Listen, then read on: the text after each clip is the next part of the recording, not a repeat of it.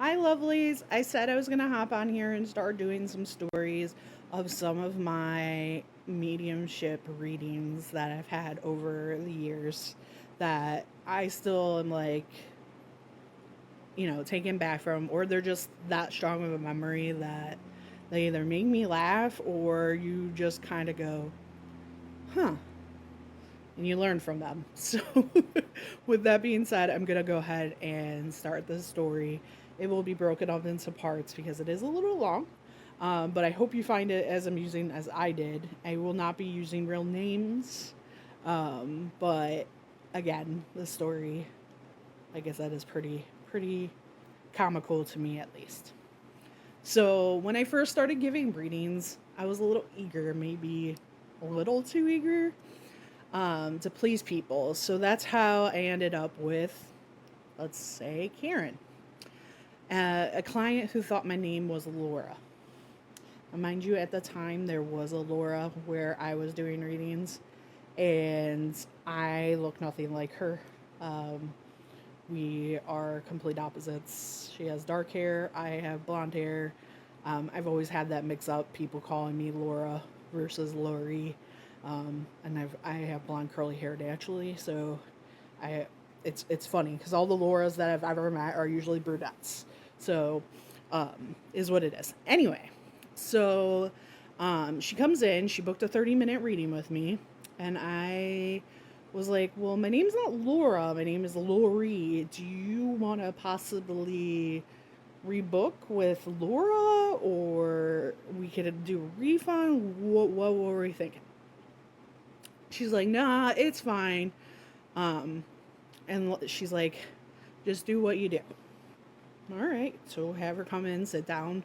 It took a moment to, center myself. And the way I always do my readings is that I have a notebook. So I have like, I'm going to call my handy dandy notebook. And I sit there and I automatic write and draw things that Spirit is sending me. So I close my eyes and then I just start, whatever's on the paper, and then I relay it to the client. So I was doing that, and right away, when I was doing that, I saw an elderly woman on her deathbed. I said, "I have an older female presence here." I began to say, she's very frail, nearing the end of her journey. Karen's response immediately was, "Yeah, that's my aunt. When is she going to die?"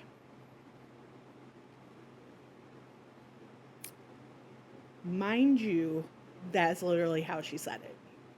When is she going to die? And I'm taken back, like, was this lady like super awful that she wants her to die, or what? And I'm like, I'm feeling this presence of this old lady. I don't feel like she's mean at all, but now I'm starting to get the sense of Karen. So I said, as I was flustered, but I pressed down on drawing on, boundaries that I need to start setting. She's not ready yet. Um, then I kind of asked her a question. Why do you want her to die so soon? What's, what's going on? He goes, "Because I'm tired of taking care of her." And I'm like, "Ooh, okay. So how she said it was like it's an inconvenience in her life that her aunt has not, croaked in that sense. And I'm just like, wow, we do have people like this still in this world. And it just makes you think and take back, like, I wish so many people were still alive that I, as a medium, I still wish they were alive, that I could give a hug to, hold. We're human. We're human. We want that still. I know I still see them in the spiritual sense, but it's different. You know what I mean? So I still feel that human, but I also do connect, the other side. So I'm only human. I'm only human. So I'm feeling my human emotions, but I'm like, oh,